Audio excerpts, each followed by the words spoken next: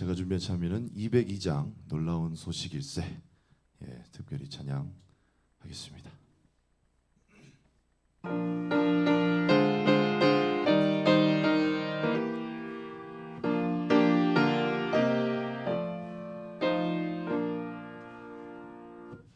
놀라운 소식일세, 주 예수 다시 오심, 왕께서 하신 말씀 지체치 않으리라. 다시 오네, 다시 오네, 주님 오실 그날이 언제일지 모르나. 다시 오네, 다시 오네, 오기 날 놀라운 영광의 날, 주 예수 다시 오네.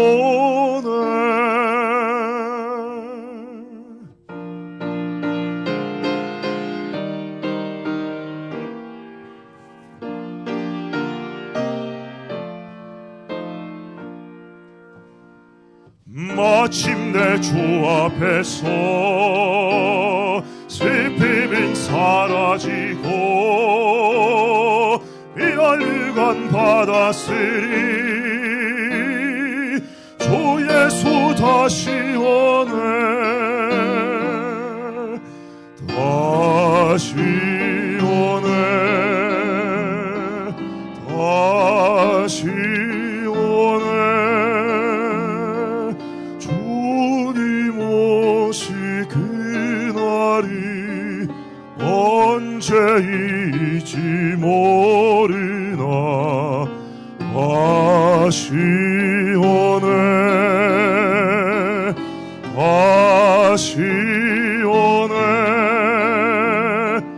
오기 날 놀라운 영광의 날, 주 예수 다시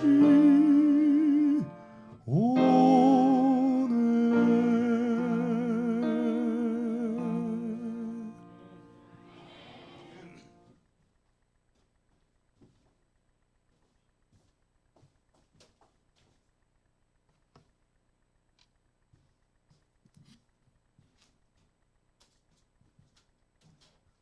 여러분 안녕하세요.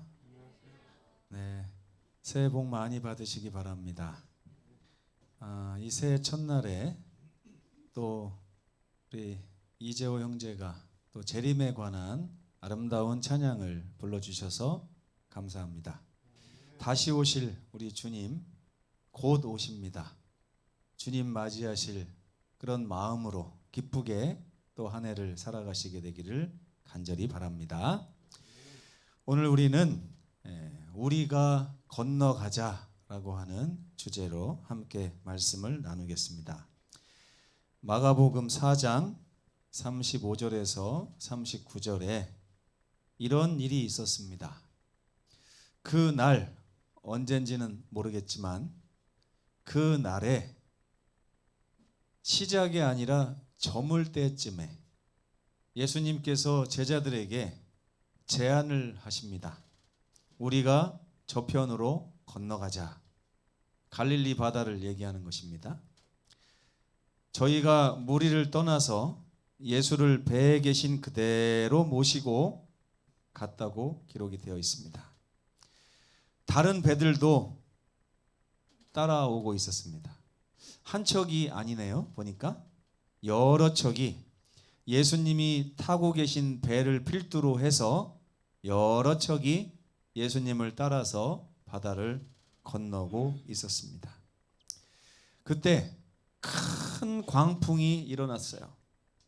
물결이 부딪혀서 배에 들어오는데 어마어마한 물결이 배를 가득 잠기게 이렇게 공격을 한 것입니다. 이게 말로 이게 기록이 돼서 그렇지 여러분 풍랑을 한번 만나보신 적이 있나요? 바다에서? 네. 태풍 칠 때 제가 바닷가에 가보니까 배가 한 대도 없더라고요. 그 평생을 뱃사람으로 살았던 많은 선장님들이 온데간데 없었습니다. 그 정도로 바다가 한번 흉흉해지면 견뎌낼 재간이 없는 것이죠. 그때 예수께서는 고물에서 베개를 베시고 주무셨는데 제자들이 깨우며 가로되 선생님이여 우리의 죽게 된 것을 보니까 이미 죽으려고 하고 있어요. 죽게 됐어요. 네, 죽게 된 것을 하는 걸 보니까 이미 고생을 말도 없이 한 것 같습니다. 네, 고생을 말도 없이 한 그 후에 예수님을 깨우면서 선생님이여 우리가 죽게 된 것을 돌아보지 아니하시고 주무시는 것입니까? 예수께서 깨어 일어나시더니 바람을 꾸짖으십니다. 네. 가끔 어린 아이들이 동물원에 가서 사자를 꾸짖는 것을 제가 봤습니다. 네. 성산의 그 수족관에 가면 큰 가오리가 왔다 갔다 하는데 우리 아이들이 처음에 거기 갔을 때 가오리 보면서 떼찌떼찌 하는 걸 제가 봤어요. 네. 그 떼찌떼찌가 됩니까? 네. 떼찌떼찌가 안 되죠. 네. 근데 예수님께서 바람과 바다를 보면서 꾸짖으신다. 예수님이니까 가능한 거예요, 이게. 그렇죠? 근데 꾸짖으시니까 뭐라고 꾸짖으셨냐면 잠잠하라 고요하라. 네. 그냥 끝이에요. 이게 이 이야기가 이렇게 말도 안 되게 끝나버렸습니다. 바람이 그쳤고요.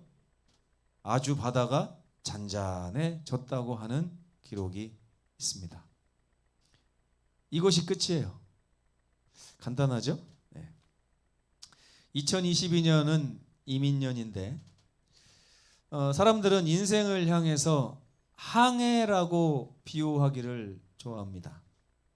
우리는 서귀포 교회라고 하는 한 배에 탄 같은 성도들이죠. 근데 어떤 사람들은 또 인생을 경주라고 표현하기도 합니다. 100분의 1초를 다투는 그런 운동선수들은 100분의 1초를 위해서 얼마나 많은 노력을 하는지 몰라요. 그들이 운동선수들이 정말 중요하게 생각하는 게 뭐냐면 스타트예요. 스타트. 출발을 어떻게 하느냐. 출발. 오늘은 2022년의 출발 지점에 우리가 서 있는 것입니다. 이 출발 지점에서 어떻게 스타트를 할 것인가에 대한 이야기를 하고 싶은 것입니다. 그리스도인들은 모두 경주를 하고 있어요. 우리가 지금 경기를 하고 있다고 바울도 몇 번 이렇게 표현을 했습니다. 다름박질을 하고 있습니다. 하늘나라를 향해서 다름박질을 하고 있는 것입니다. 여러분 혹시 달리고 계신가요? 걷고 계신가요? 쉬고 계신가요? 아무튼 이 경주에서 무엇이 중요할까요? 여러분 토끼와 거북이의 이야기를 들어보셨을 겁니다. 토끼는 달렸지만 기어가던 거북이에게 지고 말았어요. 이 이야기도 우리에게 참 큰 교훈이 되지만 오늘 이 마가복음 4장에 있는 말씀을 통해서 우리가 더 큰 교훈을 얻기를 간절히 바랍니다. 그래서 우리가 새로운 한 해를 맞이해서 우리가 이 그리스도인의 경주에서 가장 중요한 덕목이 무엇일까? 놓쳐서는 안 되는 그런 시작점에 있어서 놓쳐서는 안 되는 중요한 핵심이 무엇일까 하는 것을 오늘 이 갈릴리 바다를 건넌 사람들의 이야기를 통해서 함께 나누고자 합니다. 아까 주제절에서 그날 그랬어요. 그날이 어떤 날일까요, 여러분? 언제쯤일까요?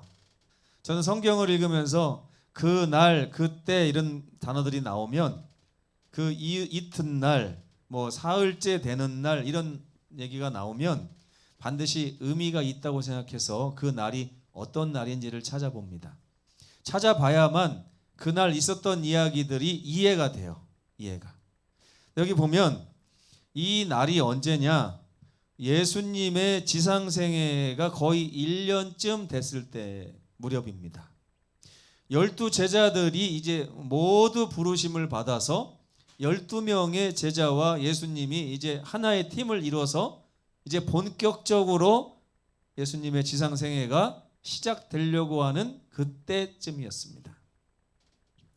그리고 그날 어떤 일이 있었냐면 해변에서 너무나 많은 사람들이 예수님을 추종하며 따라와서 예수님의 말씀을 들으려고 이렇게 모여 있었기 때문에 예수님께서 베드로와 요한의 배를 빌려서 바다에서 약간 해변에서 떨어진 곳으로 와서 배에 타서 설교를 하실 정도로 너무나 많은 무리들이 예수님을 쫓아와서 예수님의 설교를 하루 종일 들은 날입니다.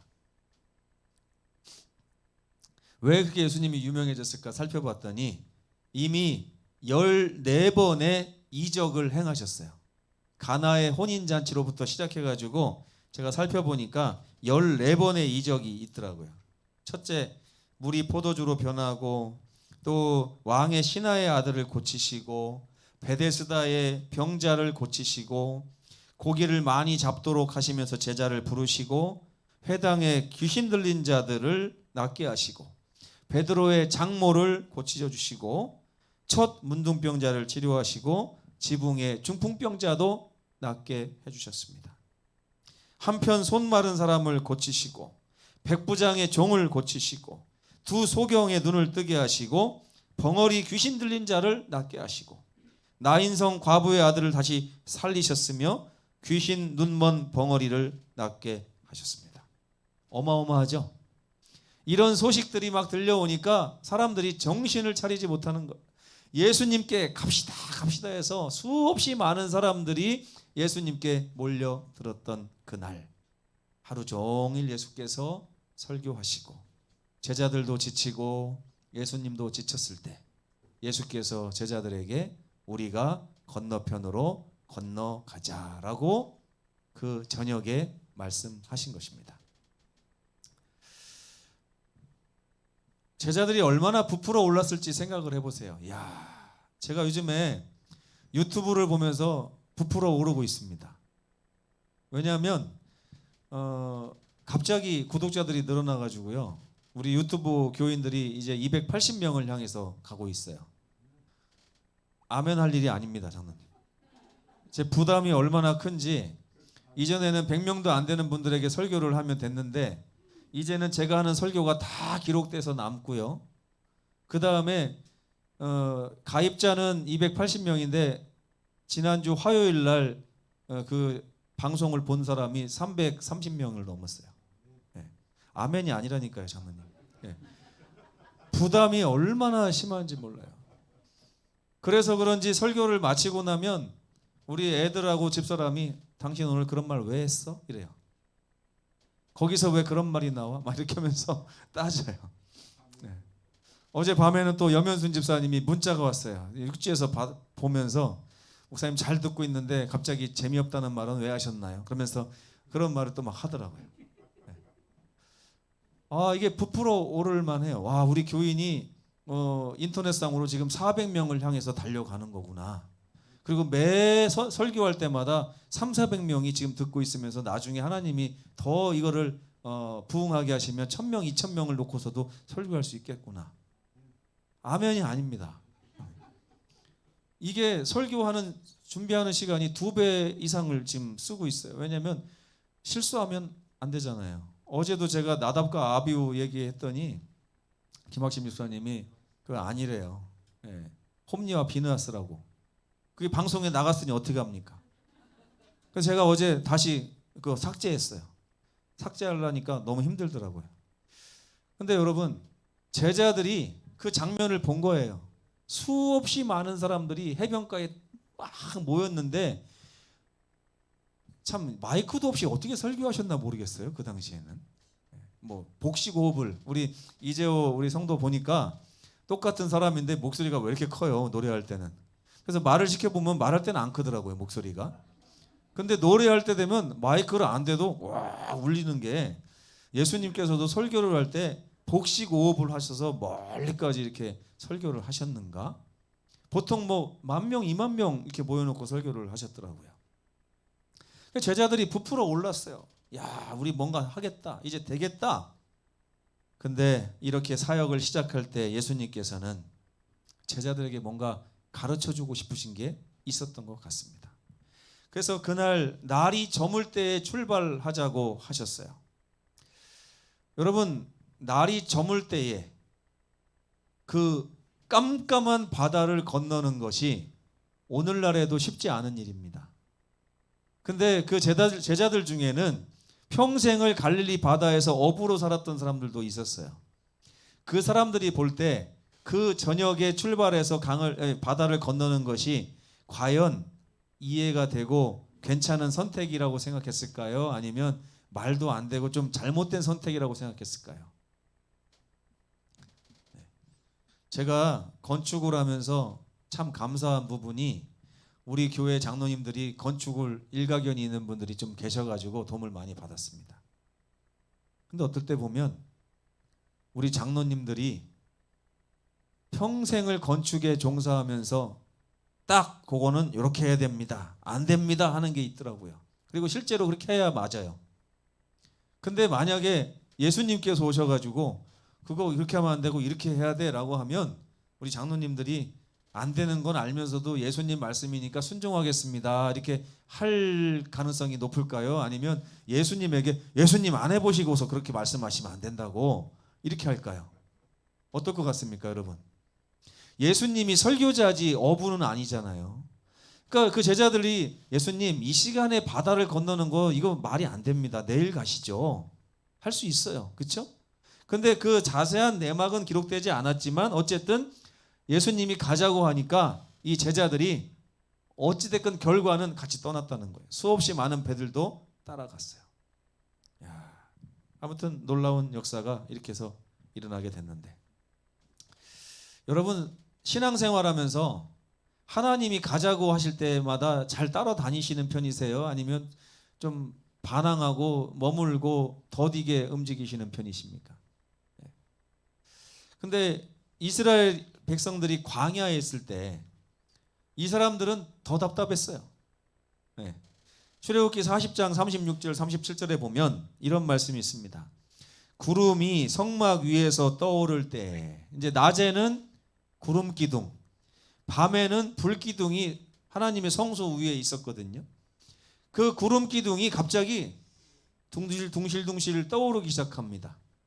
그러면 백성들이 나팔을 울려요. 제사장들이 나팔을 쭉 울리면 다 텐트를 걷어서 떠나야 되는 것입니다. 갑자기. 그러다가 막 가는데 아직 텐트 칠 자리도 마땅치 않은 그때에 갑자기 구름이 쭉 내려와요. 그럼 제사장들은 그 구름 밑에 가서 갑자기 성막을 다시 치기 시작합니다. 그러면 그 옆으로 12지파가 질서를 맞춰서 다시 다 텐트를 쳐야 돼요. 항상 좋은 자리에만 텐트를 치지는 않았을 거 아닙니까? 예? 그 200만 명이나 되는 사람들이 텐트를 칠 만한 그런 널찍한 평야가 항상 준비되어 있었을까요? 그거는 아닙니다. 그리고 구름이 떠오르지 않을 때에는 아무리 상황이 좋지 않다고 해도 움직이지 않았습니다. 참 이게 말은 쉬운데요, 이게 참 쉽지 않습니다. 그렇죠? 말은 쉬운데. 아무튼 그날 저물 때에는 우리들이 생각하거나 제자들이 생각할 때도 좋지 않은 시기, 그럼에도 그들은 따라갔다는 사실을, 이스라엘 백성들은 구름과 불기둥을 따라갔다는 거. 제가 감사한 거, 이 말씀 보면서 뭐가 감사할까요?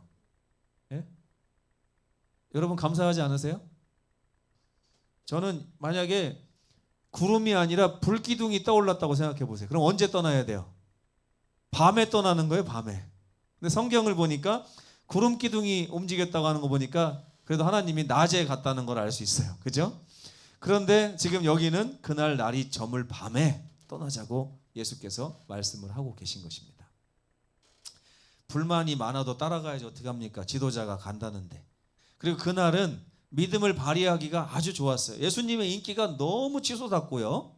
예수님하고 같이 있으면 뭐든지 될 것 같다는 생각이 모든 회중을 사로잡고 있었기 때문에 그들이 따라갔습니다. 그러나 여전히 다수결에 밀려서 찍소리 못하고 있었지만 베드로와 요한 같은 이런 어부들의 마음에는 뭔가 이 밤에 이 갈릴리를 건너는 게 말이 된다? 안 돼, 안 돼. 무슨 일이 발생할까? 여기 풍랑이 얼마나 많은데 밤이 얼마나 위험한데 막 이렇게 하면서 했을 거 아닙니까? 그렇죠? 근데 얼마 못 가서 처음에는 예수님께서 고물에서 주무실 정도로 잔잔한 바다를 출발했을 것 같은데 얼마 못 가서 아니나 다를까 광풍이 일어나며 물결이 일어나기 시작했습니다. 네, 이럴 줄 알았어. 네, 이럴 줄 알았어. 예수님이 밤바다를 몰라도 너무 모르시지. 어떻게 이렇게 이 저녁 때 출발하자고 그래가지고 이런 일을 당하게 하는가. 제자들의 마음이 편치가 않습니다. 그들은 경험적으로 그 바다를 알고 있었기 때문에 그래요. 배에 가득한 물결을 보면서 사람은 죽음을 직감한다고 하죠. 세월호의 그 사건이 있을 때 이번에 유해가 발견된 어떤 청년이 배에 물이 가득한 걸 보면서도 친구에게 먼저 순서를 양보해서 친구가 먼저 구조함을 받게 했는데 자기는 돌아오지 못했다 하는 이야기가 이번에 나왔었어요. 근데 여러분, 배에 물이 가득한 모습을 보면서 이제는 죽었구나. 예수님 따라오다가 난 죽게 생겼네. 이렇게 생각을 했을 거 아닙니까? 근데 제자들은 경험적으로 자기들이 죽게 된 것을 알았습니다. 근데 어떻게 해요? 그냥 죽을 수는 없잖아요. 그래서 최선을 다해서 그 위기를 벗어나고자 애썼습니다. 광야의 이스라엘 백성들도 그랬습니다. 그들은 예수님을 따라 출애굽을 했고 예수님을 따라 가나안을 가는 여정을 시작했어요. 그런데 가시밭길이 기다리고 있는 거예요. 그 마라의 쓴물 앞에서 이렇게 얘기합니다. 백성이 모세에게 원망하여 이르되 우리가 뭐라고 했습니까? 여기 광야에 아무것도 없는 곳에 왜 우리를 데리고 왔단 말입니까? 우리가 무엇을 마셔야 된단 말입니까? 여기서 어떻게 물을 구해요? 어떻게 물을 먹었습니까? 200만 명이나 되는 사람들이 다 목말라 죽을 위기에 처했는데 그들이 원망하는 게 얼마나 당연해요. 그렇죠? 여러분, 교회가 담임 목사의 잘못된 선택에 의해서 어려움을 당하면 여러분 그래도 저를 믿어주실랍니까? 아니면 원망하실 것 같습니까? 합해다 전화해 그러겠죠. 합해다 전화해. 합해다 전화해. 어떻게 이런 목사를 보냈습니까? 그러면서 똑같아요. 여러분, 남 얘기 아닙니다. 그냥 여러분이 그렇게 했다는 것이 아니라 우리도 그럴 수밖에 없을 것이다 라고 말씀을 드리는 거예요. 그리고 나서 좀 갔더니 이제 먹을 게 없어요. 너무 맛이 없고 먹을 게 없고 고기도 없고 볶음국식 싸온 것도 다 떨어지고. 그랬더니 또 뭐라고 합니까? 우리가 애굽 땅에서 고기 가마 곁에 앉아 있던 때 고기 가마 옆에서 호화호식했습니까? 호의호식했어요? 노예 생활했잖아요. 그죠? 벽돌 굽고 고기 가마 옆에서 있다고 해서 그 고기가 자기 거가 됩니까? 다 애굽 사람들이 먹었지? 자기들은 거기서 떨어지는 고물 먹고서 그랬으면서 고기 가마 곁에 있어서 그래도 떨어지는 거 주워 먹고라도 살았는데 여기서는 이게 뭡니까? 그래서 그때 떡을 배불리 먹던 때에 고기 가마 옆에서 고기를 먹은 게 아니라 떡을 먹었네요. 그렇죠? 여호와의 손에 그때 죽었어야 되는데 참 이게 말이라고 이렇게 하는지 모르겠어요. 참 어쨌든 이렇게 불평불만 가운데서 제자들이 죽어가고 있었습니다. 열심히 물을 퍼내고 또 퍼내고 또 퍼내다가 그들은 결국 죽게 되었습니다. 죽게 되었는데 아직 죽지는 않았어요. 아직 죽지도 않고 죽게 되었을 때에 그들이 비로소 예수님을 발견하게 됩니다. 생각하게 돼요. 예수님의 명령을 따라 이 여행을 시작했지, 예수님과 함께 시작했고 예수님이 지금 이 배에 타고 계시지 하는 생각을 한 것입니다. 제자들은 그거를 잊어버렸다가 이제 생각한 게 아니에요. 이미 알고 있었어요.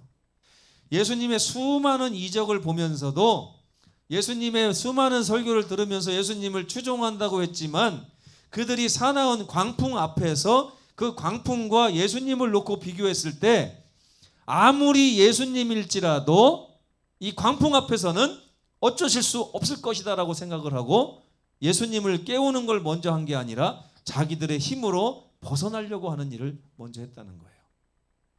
14번의 이적을 행하신 예수님을 만났으면서도 그들은 아무리 이적이라 할지라도 사람 눈 뜨는 거하고 이 풍랑으로부터 벗어나는 것은 차원이 다른 일이라고 생각을 했다는 것입니다.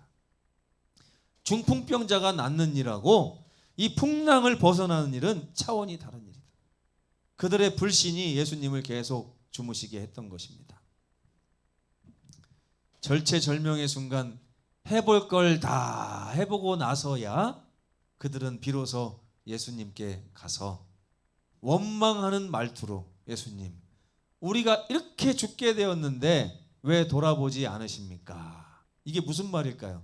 예수님 빨리 일어나셔서 바다와 바람을 잔잔하게 해주십시오, 이런 뜻일까요? 무슨 뜻일까요, 여러분? 네? 예수님 왜 깨우는 걸까요? 제가 예수님 왜 깨우는지 생각해 봤어요. 예수님만이 우리에게 희망이 되신다 해서 깨웠을까요? 아닌 것 같아요. 제가 말씀을 그냥 지켜봤을 때 이렇게 묵상해 보니까 예수님 나이가 30대 초반이에요.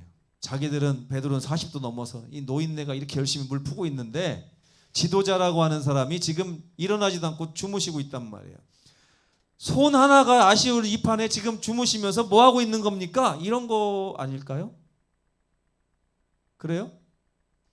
그런 것 같아요. 아무래도 믿음이 있어서 깨운 게 아니라 막 물을 퍼내다 보니까 이 바가지도 부족하고 손도 부족한데 이 젊은 것이 자고 있는 거예요, 지금 예수님 보면서.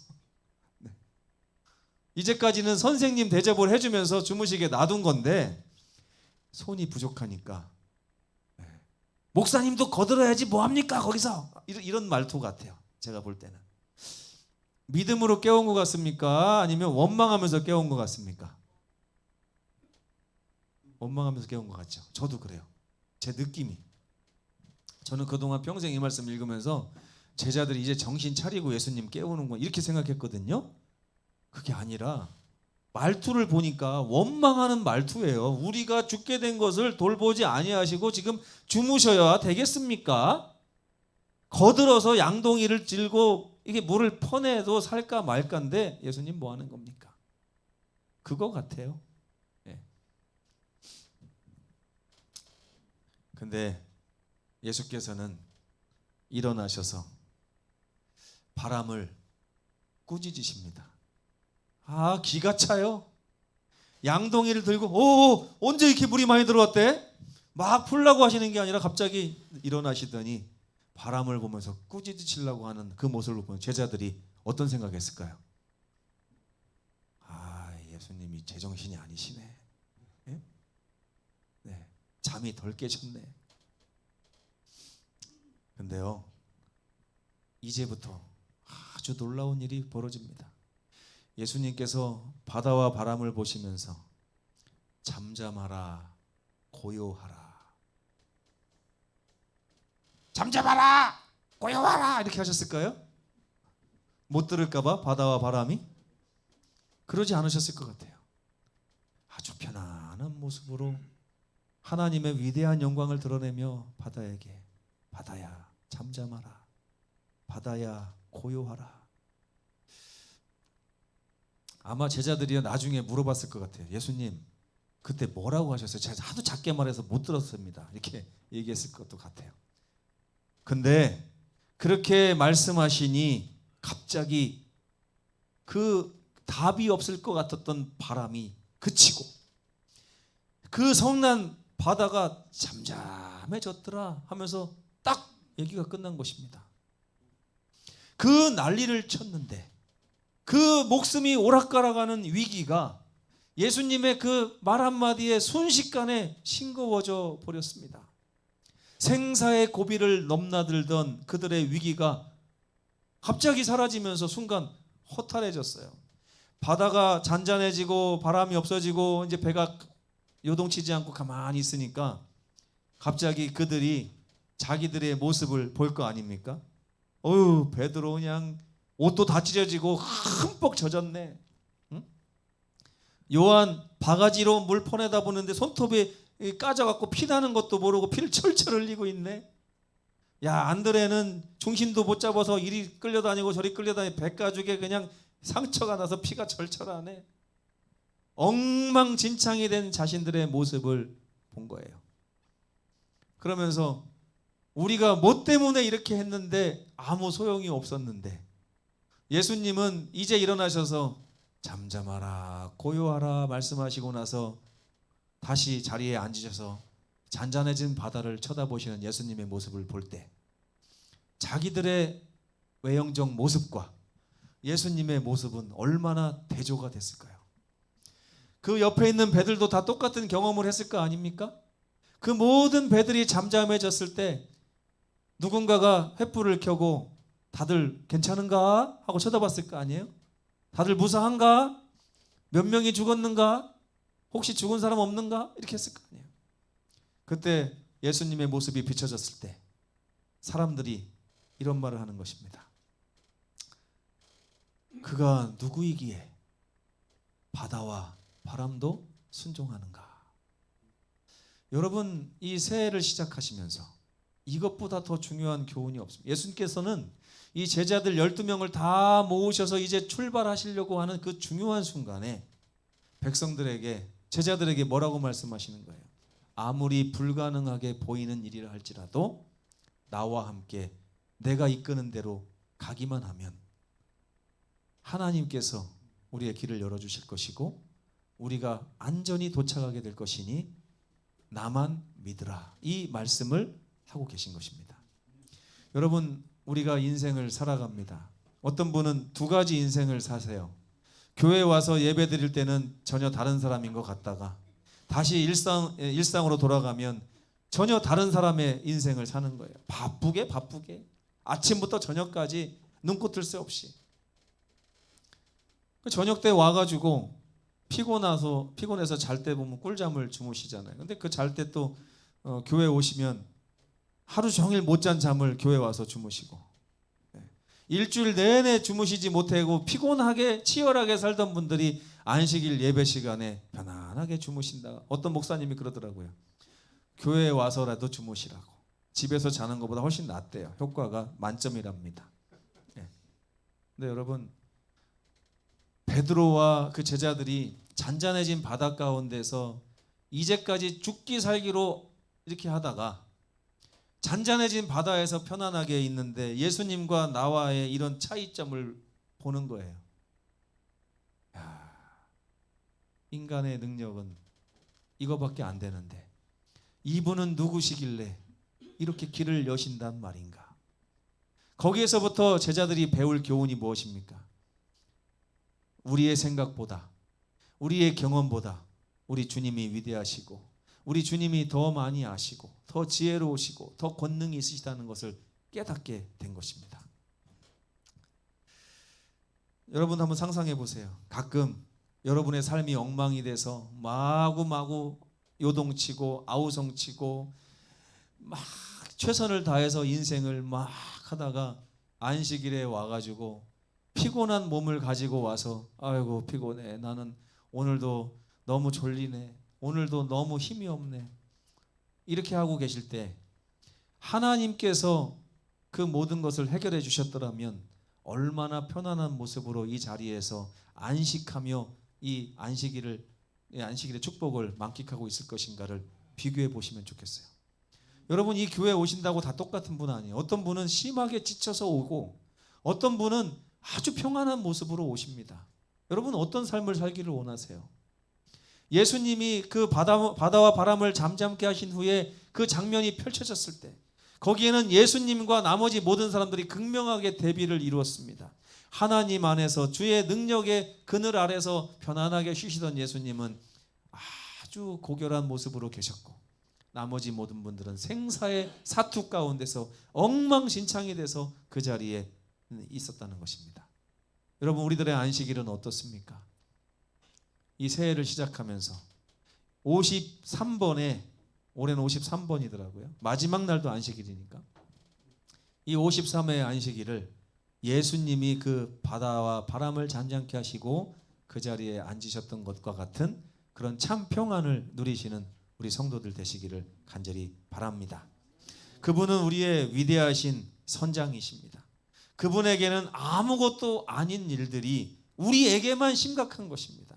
얼마나 싱거웠을까요? 막 보내고 막 보내면서 야 안드레 똑바로 안 해. 더 열심히 막 하다가 갑자기 잔잔해지고 나서 제자들이 서로를 쳐다보면서 뭐라고 했을까요? 야 아까 예수님 깨운 사람 누구냐? 그랬더니 한 사람이 만약에 빌립이 내가 깨웠는데 진작 좀 깨우지. 왜 진작 안 깨워가지고 우리가 이렇게 고생을 한 거냐? 야 어떻게 순식간에 바다와 바람이 이렇게 될 수가 있냐? 허탈하다. 우리 지금 2-3시간 동안 뭐 한 거냐? 잠도 못 잤네. 지금 막 새벽이 다가오고 있어요. 얼마나 긴 시간 동안 바다와 싸웠는지. 그리고 나서 보는 거예요. 야, 진작 깨웠더라면 얼마나 좋았을까. 여러분, 우리 주님은 지금도 여러분의 배에 타고 계십니다. 주님을 원망하면서 부르지 마시고 주님, 저는 처음부터 주님 믿고 주님 옆에서 베개 베고 같이 차겠습니다. 오늘 한 해를 이끌어 주십시오. 하나님께서 저를 이끌어 주시면 제 삶이 형통할 것입니다. 저는 베드로와 그 12 제자처럼 그렇게 옷이 다 찢어가면서 사투를 벌이고 싶지 않습니다. 주님과 함께 고물에서 잠자기를 원하니 아버지 함께하여 주시옵소서. 이런 믿음의 신앙을 우리 서귀포 모든 성도들 같이 누리시게 되기를 2022년 정초에 하나님의 놀라운 은혜와 예수님의 사랑과 또 성령의 교통하심을 통해서 여러분께 간곡히 구하고 바라는 바입니다. 주님께서 함께 하시기를 바라며 말씀을 마치겠습니다.